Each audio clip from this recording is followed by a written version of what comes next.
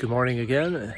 We're going to do backfill today and get rid of this big pile of dirt in our front yard. And I'm going to group this together with the concrete flatwork. Enjoy. The blowout doesn't look so bad today, and it's going to get covered up by backfill anyway. We connect to the radon system under the existing slab and we're moving the radon fan into the garage. They throw tons of stone back in here. Based on availability, the inner fill is actually just washed stone that's about 3/4 of an inch to 2 inches in diameter.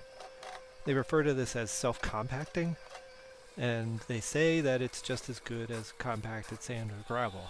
It's going to save us a lot of time and money to get this backfill put in and ready for the concrete slab. John arrives briefly to see how things are going.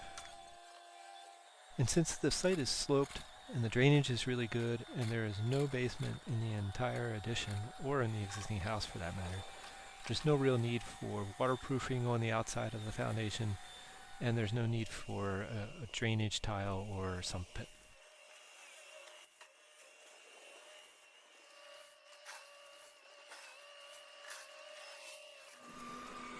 We top the wash stone with some 3/4 inch gravel. We're going to lay some EPS foam board insulation over top of all of this, so the 3/4 inch stone is a lot easier to level out. We're putting 6 inches of EPS foam board under the concrete floor in the living space. That's an R value of about 24, which is roughly 2.5 times the minimum requirement. We're using 2-inch foam because that's all we could really get in this area in the Midwest in a timely manner and at the right quantities. Since we're heating the garage, we have to put foam in the garage as well. We only have to do 2 layers here because I'm not so concerned about heat loss. I just want to use the conditioned space to paint or stain some trim for some of my remodeling business projects. I decided to use the ICF manufacturer's guidelines at the garage door. I'm just not too worried about thermal bridging here, like I am everywhere else. I'm just doing what I think makes sense here without getting too complicated. Every interior slab requires a vapor barrier under it. So we're going with simple 6 mil thick plastic that you can pick up at any box store. And the tape here is just to hold the plastic in place so it doesn't blow away before we pour the concrete. The concrete guys are pinning the garage floor to the walls with rebar and setting a pin in the middle to adjust the slope of the pour.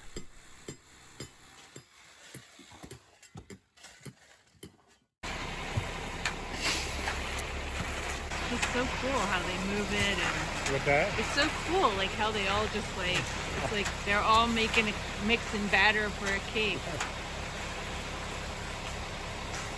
I'm just glad this is not what I do all day long. Oh, it's fun for a day. Yeah. Then you wake up the next morning like, oh my God, my body. Can't even imagine. Yeah, they can't get any young people to. I don't know what we're gonna do. I know. They said they guys last a day. So once they smooth this, then they just leave it, or do they have to come back? They have to come. 1 or 2 will stay to finish. Once they get it floated, they'll let it cure until they can get on it with foam. Oh, and then they okay. go in and do it by hand.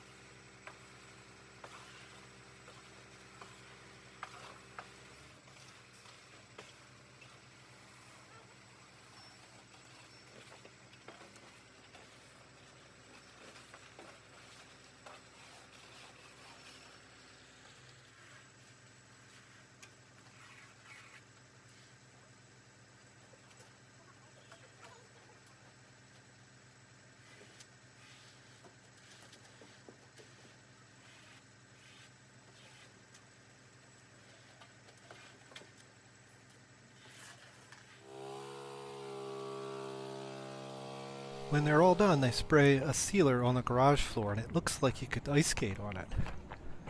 We made sure to protect the ICF form or the sealer would eat it away. The living space floor isn't sealed because we'll go over that with tile and cork. The cutouts I made in the ICF form before I did the foundation walls now allows the concrete floor to reach all the way to the door thresholds. And now we have a beautiful solid surface to work on.